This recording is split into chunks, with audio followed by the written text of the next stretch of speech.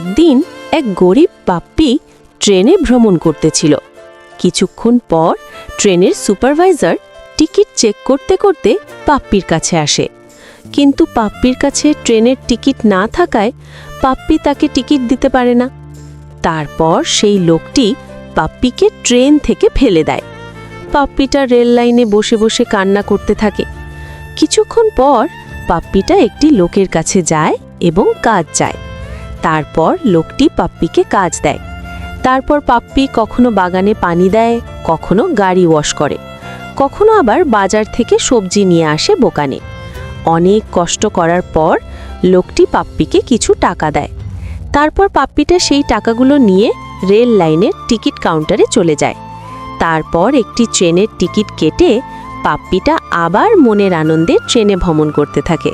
তো বন্ধুরা, ভিডিওটা ভালো লাগলে চ্যানেলটা সাবস্ক্রাইব করে দাও।